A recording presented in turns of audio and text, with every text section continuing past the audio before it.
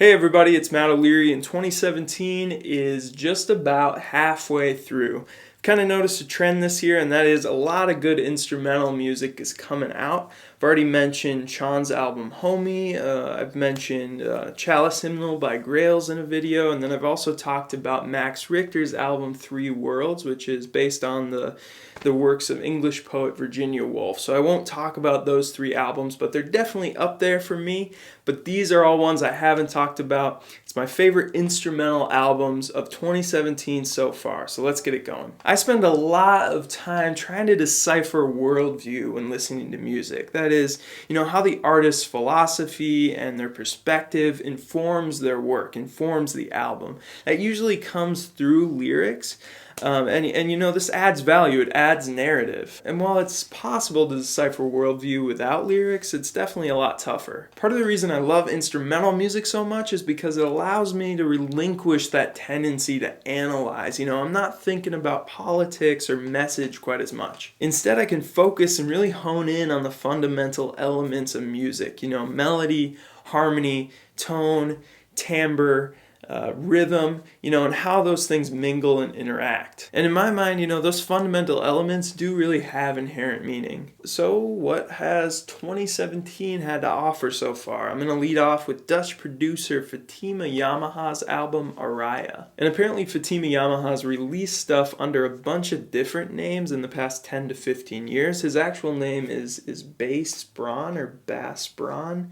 BAS. This is anthemic electronic music, but I love the emphasis on melody. The song Piayes, Beach Bar and Grill has this super great, super funky synth line that comes in about a minute and a half in. I also really love the piano-driven third track. It's called Romantic Bureaucracy. It's very groovy, very video game worthy. In my opinion, the best beats of 2017 so far, I've got to go to German-based producer Leroy with his album Bambadea. It's tough to pick a favorite between the tracks Quirly Stew and Exposure. This is hip-hop minimalism with this consistent vinyl crackle in the background. But it's not all about beats. I do love the sparse instrumentation and rare vocals on the track Advantage of Nothing, and the Hawaiian waiting room vibes on Coral Girl. This album feels a little too short, but every single song has something new to offer, and there's very little disparity between the best and the worst tracks. Great album, get on it. My Utopia, my happy place is in this next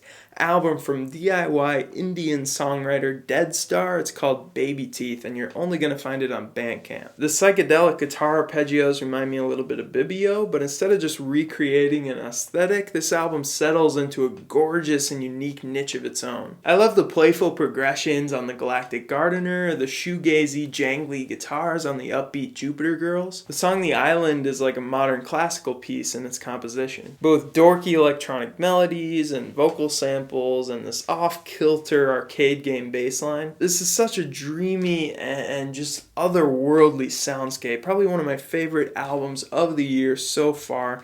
Again, I always put the links down in the description. Jazz fusion band Monobody did a split with the math rockers Pyramid Scheme. Both these bands are from Chicago. The collaboration starts off with a couple songs from Monobody, and it jumps right into this kind of weather report-like sound with giddy pianos and sleek guitar on top of a post-bop beat. It's just a freaking mystery how they coordinate these songs. Monobody is one other album out, and it's really great. They have this very versatile mishmash kind of sound that manages to phase in electronic and synthetic beats and textures seamlessly next to acoustic and organic instrumentation. The first two songs are definitely the highlight for me on this one, but Pyramid Scheme do come through with some worthy math rock tracks near the end, and while their palette isn't quite as sophisticated as Monobody, these tracks do have a character and a life all their own. The next band's called Kneebody, and very similar to Monobody, coincidence, they're very hard to nail down, very hard to describe, but I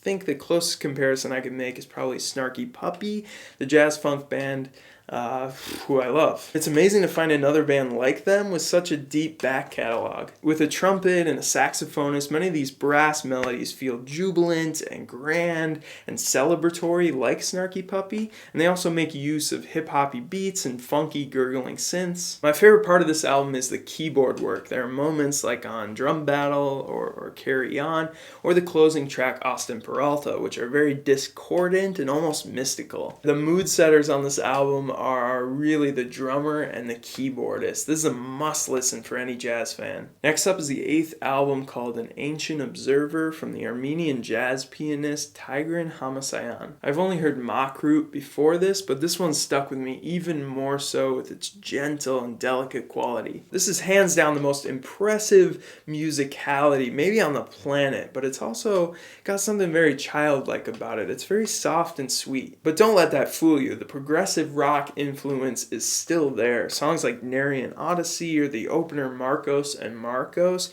are almost headbang worthy with these pounding, gent-like rhythms. That opening track has one of the most beautiful melodies I've ever heard. This may be the new Baby Einstein. If you want your kid to be smart, I can only see this album helping. Serbian progressive metal guitarist David Maxim Micic has a new album, Who Bit the Moon, out.